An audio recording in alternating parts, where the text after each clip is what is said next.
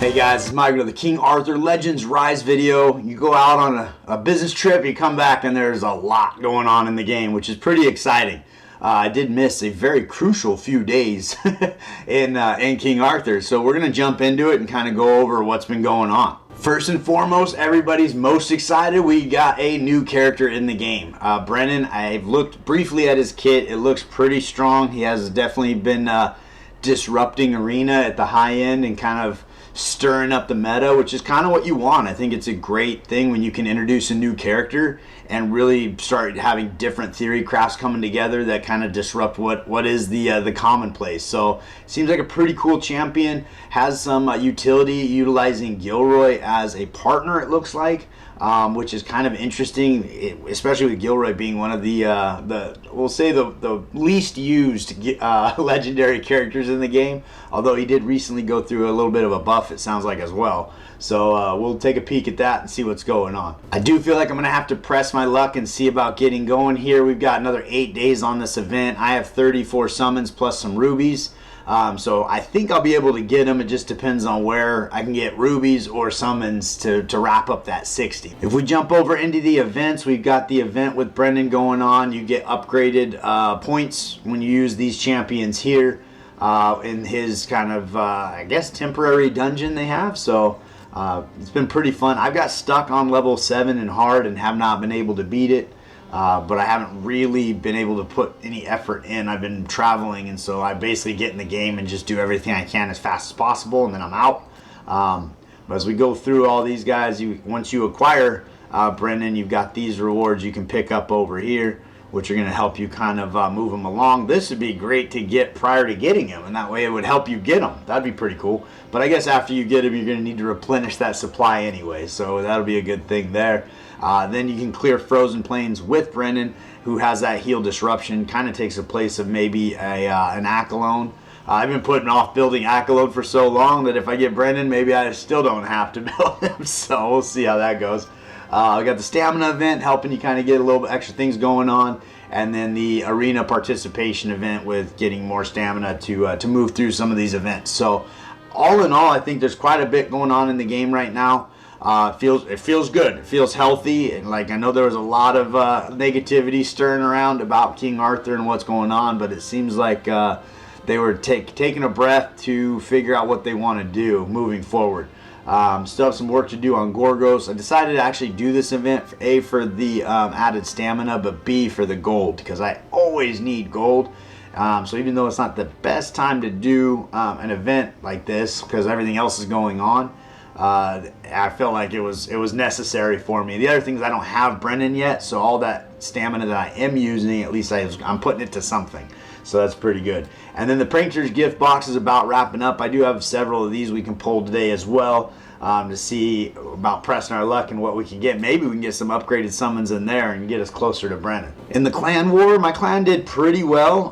Better than I thought, actually, so I was pretty pleased with that. We left a little bit here on the table. I was in there fighting every day doing what I could, but we did get quite a few of these goodies, including these raid up summons, so that was pretty nice. The event now has ended, and we're moving over to the next one. So probably be moving over to the clan MikeGoG. My nephew started, and joining them over there. They seem to be having a good time. So if you want to join us and there's still availability, check out MikeGoG and join us over there. We're basically just fun, having a good time, but we were hoping that everybody logs in every day so we can get that free rate or that free summons, special summons on a daily basis, which we've been missing. I don't think I've ever, maybe one time I've gotten it the entire time I've been playing King Arthur. So kind of be a big win to have a clan that's all at least active in the game. So I have been working pretty diligently. I'm going to get myself out of the way so you can take a peek at this. We've got 6-star Awakened across the board, all these guys, and now we're moving on to Iwerit.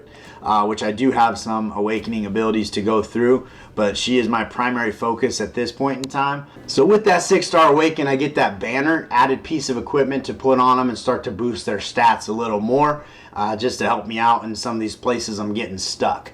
I still haven't been able to progress in the hard Forbidden Dungeon. I'm still on level 2. But again, I haven't really had time to sit down and play with it. I've just been simming the first favorite dungeon, or the first forbidden dungeon every day, just to get those extra rewards. But without further ado, let's talk about Brennan and take a peek at his kit and what he's bringing to the table and whether or not he's worth pulling for. Spoiler alert, you probably already know he's worth pulling for. Like, he's a pretty good champion. If we take a look at his first passive, he's going to grant defense increase to the bull favorite allies for 2 turns, 100% chance to grant allies effect accuracy increase for 2 turns, and ignore resistance for 1 turn. And those 2 will be on everybody. The decrease or defense increase is going to just be on bull favorite allies. So pretty cool passive going on there with a 2-turn cooldown after you get it booked up. On his second ability, at the start of battle, grants all allies a barrier which blocks 5 attacks for 2 turns. This is going to be a huge win. I think, yeah, the number of barrier turns and barrier count, it stacks up, so you want to get this skill booked up, but this is going to make your team significantly more tanky and just provide a nice barrier like Penvid the Boar has. You're going to have to get 5 hits. Doesn't matter how hard they are, they're not going to do any damage, but you got to be hit 5 times before it goes away, before you can even take on damage, which is probably why he is doing a great job in Arena. Take a look at his third passive over here, Cromcroc's Gift. Upon being hit while in possession of a barrier, attacks all enemies, damage 76 and plus defense. So you can build him with attack and defense to do that damage. It's basically a counter attack as long as he has a barrier on him, he's going to be doing. He also has a 50% chance to inflict healing decay for 1 turn and 60% chance to inflict taunt for 1 turn. So that's going to be a pretty good way of crowd control with the taunt, as well as preventing them from doing healing. So, and on that healing decay, it restores the target's HP but takes a set amount of damage in return. So it's considered recovery disruption, which is why it works on Aldry, at least from what I understand. I haven't tried it. Basically, whatever the heal comes in, you get an equal amount of damage, so they actually don't get that heal, I think is how I'm reading this. It's kind of confusing, but I think that's how that goes. So those are his 3 passives. Move over to what do we got here? The Storm Relic. It looks like he comes with attacks 1 enemy 2 times, total damage 42 and 24. Again, you want to stack up attack and defense. Defense is going to make him a little more tanky, which is just going to be a big benefit. On his A1 has recovery disruption, 50% chance to place it for 2 turns. So again, trying to get Aldry on that last turn of her hibernation can be kind of hit and miss, and then your run just takes forever. So here you have 2 chances, or 2 turns it's going to land. So if you land on either of those hibernation turns, it's going to work, and you have a 50% chance to do it. So if you couple him with the Sergius, he's probably going to go 4, maybe 5 times with this 50-50, and he'll probably take care of that recovery disruption for you completely, so you can just work on damage and getting through Aldry quickly. So that'd be a huge win right there. Moving over to his second skill, it's Animosity. Attack 1 enemy 2 times, total damage again is attack and defense. It looks like less on the defense though, so for true damage you probably want to focus on attack, but I always like making my champions as tanky as I can so they can survive things. So I mean, the defense thing is definitely a perk. 100% chance for the last hit to inflict taunt for 2 turns. So you're basically going to get a basic attack from the enemy for 2 turns, which is actually pretty strong. 100% chance to gain a barrier which blocks 2 attacks. So on that passive 2, he starts the battle with a barrier, and then on the passive 3, if he has a barrier, he basically counterattacks. So this would be another barrier he's putting on himself for 2 turns. With that Animosity skill too. And he also has a 100% chance to grant the ally with the lowest HP a barrier. So he's going to do that for himself as well as the ally with the lowest HP. So just making your team a little more tanky, a little more survivable. And then on the A3, he attacks all enemies AoE damage 2 times. Total damage 58% of attack, 44% defense. Honestly, his attacks seem a little soft, but that's not exactly why he's there. He's a tank. He's going to be in there tanking up a lot of damage for you and helping you be more survivable. He also has a 100% chance for the last hit to inflict recovery disruption for 2 turns. So you can run through his, looks like his A1 for recovery disruption and not use the vigor. Or you can roll over here, do some damage, and use that 100% chance for 2 turns. So that might not be a bad way to go for Audrey, because you're guaranteed to stop that heal, as opposed to, even if you have 4 or 5 chances here, that is 50-50. You flip a coin, you could get tails 5 times in a row. And then, she heals up, and then you're waiting another 20 minutes to take her down.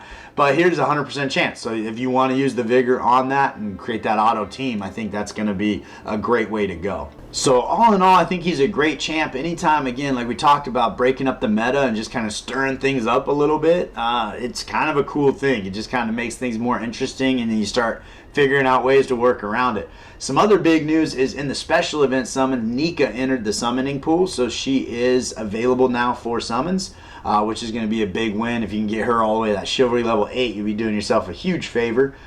So that's another big thing that came into the game. So another big win over the last few days is we got this roadmap ahead revealing what Netmarble is trying to do with King Arthur, probably over, I'm not sure what the time frame was on this, but obviously they have plans for the future, which is, it's encouraging. This communication should be taking place, I would think, at least once a month, probably every other week, maybe. And it doesn't have to be this elaborate, but just something, just saying, hey, this is what we're working on. These are some things that are coming out, whatever the case is. We do have 4, what I would say is pretty big pieces of content here with the roadmap.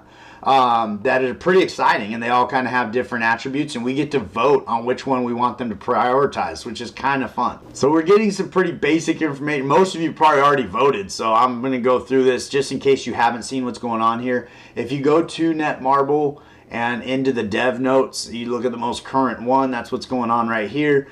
We have actually 5 pieces of content, because we got the new story mode coming as well, which is pretty exciting. It's kind of cool that, I feel like they're listening to the community a little bit here. So Hall of Conquest, we're going to consist of 3 dungeons. Periodic rotation system uses various heroes, rewarding by points scored. So this sounds to me like it's going to be pretty cool. The 3 dungeons, I would be curious if it's, it could kind of go either way. Like, we might just be reusing dungeons that already exist, and then having to use specific champions in those fights, like we are currently with the events going on in the game. Like Brennan came out, we got to use Brennan and Audrey. If that's what this is, I'm significantly less excited about it. If there's 3 new dungeons with 3 new bosses, then I am 100% on board with this. This sounds amazing. I think anytime you can introduce boss mechanics that allow for, new teams and new metas to kind of form, and new theory crafting to kind of figure out how to beat them efficiently, and all that, I think is a huge win for the game. And adding a lot of PvE content to the game is going to make it deeper and give you more things to do for a longer period of time. On content 2, Irregular Arena, to me, this is going to be probably my least favorite. The struggle I have with Arena is, I think the balance on Arena is kind of weird right now. I think there's a lot of you just go through the motions on it. At the very end game, it seems like the champion pool is pretty small. Like, it used to have 100 people, and I think now there's 7 people that are qualifying for it. Something like that. And Irregular Arena, to me, is going to be probably more end game content, which is good, but I think that we need to do stuff to retain the player base long enough to reach endgame. So this for me is a little bit less of a focus. Although for the extreme end gamers, this is kind of, Arena is where everybody ends up, because at a certain point you're going to finish all the content in the game, and this is going to be the only thing fresh, is taking on the PvP, where you're taking on the other player base and trying to outsmart them with your group of folks. As we move down to this third choice, the Commune of Flame, Frost, and Storm, new PvE content, hero element based strategy, uses various heroes. So it's kind of vague as to what it is. I'm not entirely sure if you're fighting for relics, or if you need to take your flame guardians into dungeons and then Frost and Storm, or there's requirements on how many of each you need to use. But could be pretty cool. It doesn't seem like there's necessarily new content other than having to use players in a new way. But again, it doesn't really give you a lot of information. So this could be super exciting and really cool, or it could be kind of ho-hum and nobody really cares. So it just kind of depends on exactly what they're doing here. But I do think it definitely has some possibility. And kind of, it piques my interest a little bit just knowing what's going on. You do see the different, the storm, the flame, the frost, and then you have this purple going on here. And in the purple is the void color for Raid Shadow Legends. I know in a previous video we talked about bringing out like a 4th relic system that did not have any disadvantages for any of the other affinities. Which could be kind of interesting. Maybe you're merging those into that void relic or whatever the case is, which would be kind of cool. I had that thought about maybe you get to pick your favorite A1 from each of them, your favorite A2 and your favorite A3, and they all just end up on the void. That would be pretty awesome. But to be fair, there are like conflicting A2s that you might want to keep both of those anyway. So I don't know it's the best idea, but it's the one I came up with. It was kind of fun. But again, I'm not entirely sure what the plan is here. But it's something new coming to the game, so we'll take it all day long. On the 4th bit of content, we got Shadow Dungeon, new PvE content, co-op dungeon. This one here to me sounds pretty interesting. The co-op part of it is pretty intriguing. I feel like it's got to be done right though. Like somehow you have to make that work. And if you're trying to align time zones and stuff like that, that could be pretty challenging. If it's something where you pair up with somebody in your clan, and then they go after, and then you and them go through a dungeon together on your own time, where you're not necessarily having to be logged on at the same time. I think that'd be a little more life friendly. Just because you're not trying to schedule times to get into this co-op dungeon. But that being said, it could be a pretty cool way of, exploring the game in a very new way. It could also be an amazing way for you to take your clan members that maybe are on lower levels, that are struggling with content. You can kind of help carry them through to get better rewards and better gear or whatever it is that's going on in here. So I do feel like this has a lot of merit as well. I think that among these 4 choices we've got, I think they've done a pretty cool job kind of splashing it across different areas of the game to give us a feel for what do we want to see in the game. And then the last thing is the new story mode coming soon, which I think is awesome. One of my favorite parts of any of these gacha games is the actual campaign mode. Have a lot of fun there, but it's usually the first thing you beat and then it's over, and then it's just a matter of farming. It becomes very monotonous, but going through that campaign initially is a lot of fun. A lot of good rewards in there that kind of help press your account along. So there's a lot of coolness going on there that I am pretty excited about, but that's not one of the ones we're voting on. So I think out of what I'm seeing here, I'm going to go for the Hall of Conquest, assuming these 3 dungeons are new and we're getting new bosses. If that's not the case, I'm going to feel a little bit slighted, but I think that's where I'm going to put my vote. The secondary one, I think, would probably be this Shadow Dungeon with the co-op, and I think that could be really cool depending on how they do it. Third would be the Content 3 here with the Commune, Flame, and Frost. And 4th for me, I'm not a big arena guy, so Irregular Arena would be 4th. But that's kind of the way I got these laid out, and pretty excited to see what happens. I also want to make mention, I was going through the pop-up offers, and there seems to be, I think, an amazing deal in here. I could be wrong, but getting 6-star equipment on your account is really hard. And here it looks like you're getting 40 of a set of 6-star for 1,500 rubies. So I'm going to buy this and see if you actually are getting 40 of these, because I feel like that's absolutely game changing. Like that would just push my account on significantly.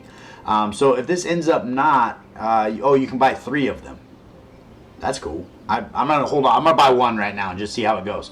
But if you get 40 pieces of 6-star gear, that's incredible. So I'll be about that all day long. So we're going to buy that. The other one they kind of got me with is I'm pretty sure I'm going to go ahead and buy this package. I went on a spending hiatus. Netmarble came out. They communicated with us. They are dropping new content. We got a new character. They're doing the right things. I want to reward them for it. More, I just want to summon more people. But I can justify anything. My YouTube channel is officially monetized at this point. I haven't made $10 to be honest with you, but I think I will at some point. So we're gonna go ahead, we're gonna buy this guy here, and get that on the account, and then we're gonna go see what we can get in those summons. All right, the dirty deed has been done. Another $10 on the account. That brings me to a total of $105 I've spent on King Arthur. But I've been having a great time with the game, and I expect to continue to have a great time with the game. I did buy, where are they at here? Let's see here. 40. Somehow that just seems like a lot. 40 is so many. 1,500 rubies. I guess 1,500 rubies is quite a bit. But we get to pick any of the... I wonder if we can do this. Let's do one of everything. And we're still going to have 34. And see what happens here. But that's going to be... I can outfit so many of my characters with 6-star gear now in the Vigor set. And the funny part is they're probably going to come out with ways where I need less and less Vigor. But I think realistically that's going to be a good purchase. Might be worthwhile to go in and do the effect accuracy or the accuracy gear as well. Because I have a lot of champions, all of my dot damage folks, all of my turn meter manipulation folks, all need that as well. So that might be a great way to get 40 of those on the account to really start to bring some benefits and stepping up. A lot of my champions are still using 4 and 5-star gear. Even Morgan, she has like all my best stuff on her. I don't have a single piece of 6-star gear on Morgan. So this is going to be a huge pickup. Get me my attack speed up on a 6-star piece. It's going to be amazing. So this is going to be pretty cool. Let's see here. Here's my new helmet right there. Look at it, all shiny and new. Oh, we got attack speed there waiting to go. You can change these stats. It's a little harder with a legendary piece just because you have a 33% chance of swapping any of the 3 as opposed to a 50-50 with a rare piece. But at least, you know, you get a couple rolls in here and we're gonna be looking pretty. So I have some work to do ahead of me there. Get some of those Vigor sets on. I think I'm probably actually also gonna pick up, now that I know that you're actually getting 40 pieces, I am gonna pick up that accuracy set as well. That will drop my rubies down, which is part of the reason I needed to buy the upgraded summons, because I wasn't going to have enough to get Brennan. So for the last week, I've been in the game every day doing my chores. I got a lot of things kind of stacked up here. I pulled some of them along the way, but we're going to go ahead and pull some of these things that are a little more exciting, or at least have the potential to be exciting. This guy here, for example, can be a legendary. It won't be. It's an Accolon. But that is going to help me with chivalry towards Accolon there, so that's pretty good. We got 28 of these guys, which I think there's only 5 rare relics that I do not have. So everything else, as far as common and uncommon, we have all of them. So that is going to be nothing new there, but we can turn those into tokens. I did buy, I think it was Clarison's Storm Relic came through there. I don't know how good it is or not, but I'm just starting to collect those up, and I had over 100,000 tokens. So I want to keep 52 just in case something really good comes through there. But if I get enough to have 52 in the bank and buy another one, I'm going to buy the ones that I don't have and just start collecting them. We do have, hey look, we got some summons to do in relics too. So we're going to be doing pretty good here. We got 97 of these bad boys. Let's see what we can get here. I think I can only pull 22 because my storage bag's full, which seems right. Got some more summons there, some more upgraded summon, or not upgraded, the special summons. So we'll pull those as well. Let's see if we can use, we got 21 more. It's kind of a long way to do this, but we'll get it done. Some more summons there. A lot of goodies going on in here. These are kind of fun. It was a pretty interesting event. I did do it backwards because there was the Anya event and then there was the Claudius event.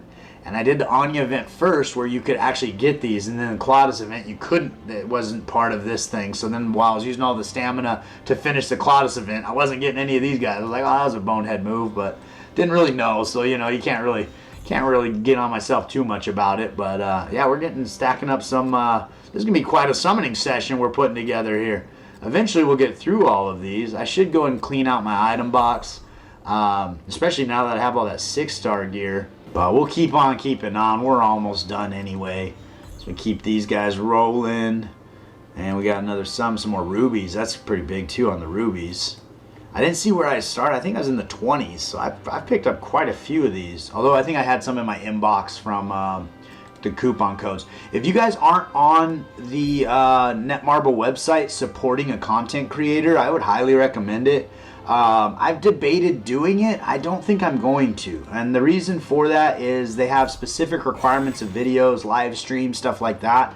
and I don't want to be not doing a thing where anybody following me doesn't get the reward.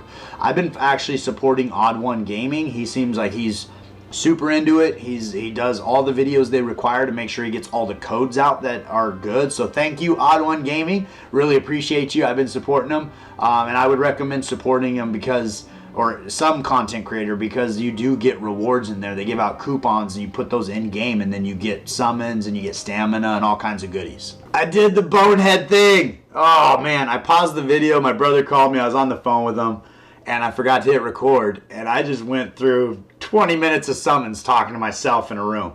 We did, I think, 20 relic pulls for the storm. We ended up getting the storm relic for Guinevere, which is the one she comes with. And then we did 10 on the frost. Didn't get anything worth noting there. On the flame, we didn't get any. We were pushing pity, but that was it. And then we did get a flame relic for Turin, which was one of the rare ones I've been missing. On the normal summons, we went through all those. I got a couple rares in there. Special summons, it pushed me all the way to pity, but I did end up getting a Gilroy, which was new to the account. I was hoping for a Ceres or Gilroy or a Nika, but honestly, I'm trying to stack up chivalries on everybody. But unfortunately, we went all the way to pity, and I did get that Gilroy. And then we rolled through our rate-up summons all the way to get to Brennan, and it took me all the way to pity with no additional legendaries along the way. So this was the only legendary I got. So it was a little bit rough on the summoning session there. I did, however, pull 10 Nicholases, which I'm not even sure how that even happens, but I had 0 on Nicholas, and now I'm up to 10. So I'll get him finished out and got a lot of chivalries going on. But I feel like an absolute bonehead going through all those summons, and then I didn't even record it. I didn't even press record. On Gilroy, real quick, roll through his kit. He does seem like he pairs well with the new champion Brennan. We already talked about his kit there, so we won't spend a lot of time there. But on the passive here, we've got a 100% chance to grant both favorite allies attack increase for 2 turns when using any skill. On his second passive, when attempting to inflict recovery disruption, he has a 100% chance to charge vigor by 1 turn, which there's 2 different skills he has where he's trying to land that recovery disruption, so that's going to be pretty beneficial as far as getting a little extra vigor on him. On his passive 3, when attacking, 100% chance to inflict healing decay on selected target for 1 turn, and that's going to be on a 4-turn cooldown and drops to 3-turn cooldown. So this could be a great way to get on Aldry going with the healing decay, which counts as a recovery disruption, and that way you can have set that in a full auto team. On the A1 here, he has the recovery disruption, 50% chance, and a little bit of a hit as well. On the A2, he's going to be doing 100% chance to gain hit accuracy, attack speed, and fill his attack gauge all on himself, and then 100% chance to increase recovery disruption duration by 1 turn. So if he has recovery disruption on the enemy, he's going to have a chance to increase that as well as get an immediate 2nd turn, which is kind of cool. And then if we go from there into his A3, we're going to attack all enemies twice, total damage 98%. If they have recovery disruption on there, and deals an additional damage of 50%. And then this attack also ignores 10% defense. And then there's a 35% chance to inflict recovery disruption, I believe, on each hit, but it doesn't specify, so that's kind of an interesting thing there. I did also need 1 copy of Ted in order to get my chivalry completely maxed out on Ted, and we did get that as well. So now every common and uncommon character, I am on chivalry level 10. So that's the first accomplishment, and we're moving through and getting some of those rares done as well. But I think that's about what I got for you today. A lot of stuff is going on in the game. We actually did one of our biggest summon sessions ever off camera, which was pretty frustrating. I'm super sorry about that. I'm gonna have to put something in the thumbnail, be like super not clickbaity. Because I don't want people hanging out to the end and then not even getting to see the summons. That's pretty messed up. But anyways, I appreciate you guys hanging out with me all the way to the end, and I look forward to seeing you next time.